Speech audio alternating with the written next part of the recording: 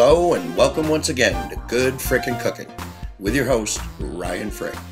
That's me. Today we're going to make banana bread. This is an easy, quick batter bread that's been one of my favorites for many years. So let's get to it, shall we? So in a mixing bowl, throw in a half cup of sugar, a half cup of honey, a quarter cup of butter, and a little bit of extra virgin olive oil, believe it or not, about a teaspoon. Then go ahead and give that a mix on medium speed until it's nice and light and fluffy. So once that's done, add in 2 eggs, one at a time, and beat until they're thoroughly incorporated after each one. So now you add in 1.5 cups of ripe bananas that you've mashed up in a bowl separately. And by ripe, I mean they gotta be just about rotten for them to make the best bread. But anyway, go ahead and mix those in until they're thoroughly incorporated. So next up, you add in a half teaspoon each of salt, baking soda, and vanilla. Then go ahead and beat that for 10-15 seconds just till they're mixed in. So finally comes the flour. Now it's 1.5 cups total, and you can use all white or all wheat flour, but what I use is 1 cup of white flour to a half cup of wheat. So go ahead and mix that up. Start slow at first, otherwise it'll just go foof on you and there'll be flour everywhere. And then gradually turn your speed up and mix that for a good 3-4 minutes until it's fully incorporated.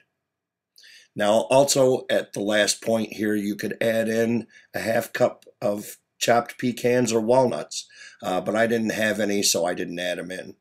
Also, another little trick, you could add in a little bit of chocolate chips, maybe a quarter to a half cup.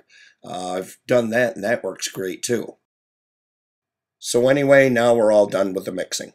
Go ahead and get yourself a 9x5 bread pan, and you could put butter or shortening in it and then go around it with flour. But see what I've got here? This Baker's Joy. This has flour and shortening in it all in one.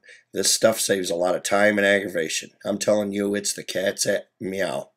Anyway, go ahead and spritz that in your pan and then pour your batter in. Give it the old tap tap to get rid of the air bubbles, and then pop it off to a 350-degree preheated oven for about an hour, or until a knife comes out clean when you stick one in. So after the hour is up, this is what you got. Doesn't that look good? You should smell my house right now. It's awesome.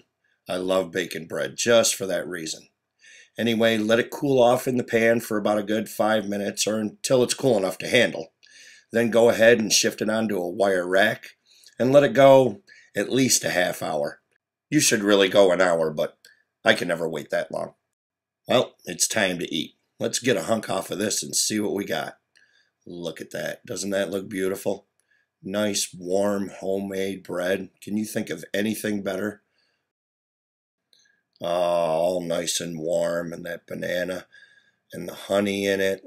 The whole wheat flour gives it such a nice texture. The taste is amazing. Well, thanks for tuning in again.